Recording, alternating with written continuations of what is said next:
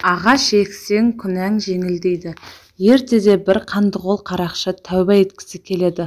Ол Шайқы-бұрқы әулиеге келіп, мен 40 жыл бойы қан төктім, зұлымдықтан басқа іс жасамадым, енді тәубеме келдім. Не амал жасасам Құдай күнәмді кешеді деп сұрайды. Шайқы-бұрқы: жол шетіне жеміс ағашын ек, өткен-кеткен жолаушылар саясына демалсын, жемісін жесін, шөлін қандырсын дейді. Қарақшы жолдың жиегіне көп ағаш егіп баптайды. Арада бірнеше жыл өткенде ағашы жайқалып, бақшаға айналыпты. Жолаушы демалып, керуен ат шалдыратын шұрайлы жерге айналады. Bir күні Шайқы-бұрқы жолаушылап келе жатып, қарақшының бақшасына кезігеді. Бұл кімнің бағы деп сұрайды. Бақтың иесі жоқ, жергілікті жұрт қарақшының бағы деп атайды. Қарақшының өзі 10 жыл бұрын дүниеден озыпты дейді. Шайқы әулие бақтың жемісін жеп, сол жерде түнейді.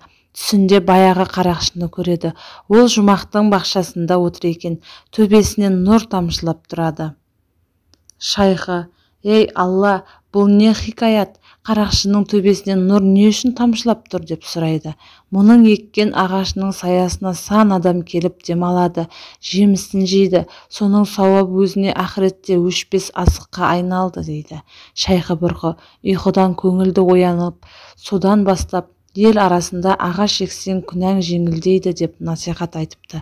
Ағаш ексе адамның күнәсі жеңілдейтіні жөнінде тағы бір аңыз бар.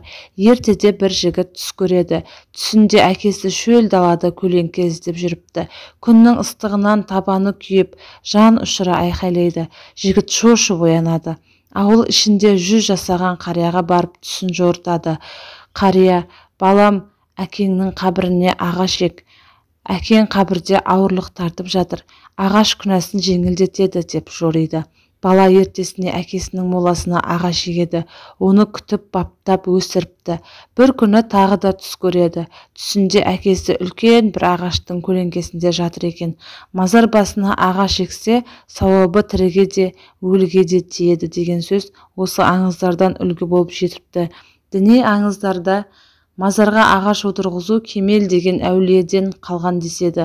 Ол уағызда: мазар көрсең ағаш ек, бұтаққа бөз байла көп, құс қонатын бақ өсіп, қу деп сайрар еді деп насихаттайды екен. Көктем мезгілі келген сайын ойыма бірінші келетін нәрсе ағаш отырғызу. Неге дейсіздер ғой, осыдан 2 жыл бұрын достарымызбен бірге мамыр айының 1 күні ағаш отырғызуға бардық. Дәл сол күні сондай керемет сезімде боламын деп ойламап едім. Бәріміз бірігіп, жапа тармағай ағаш отырғыздық. Отырғызып болған соң неге екенін белгісіз өзім іштей бір рахаттанып, жүрегім тыныш тапқандай болдым. Бірақ не үшін ондай сезімде болғанымды еш түсінбедім. Арада көп уақыт өткен соң қолыма мына хикая түскесін барып түсіндім. Сондықтан сіздер де көктем мезгілінде ағаш отырғызып үлгеріп қалыңыздар.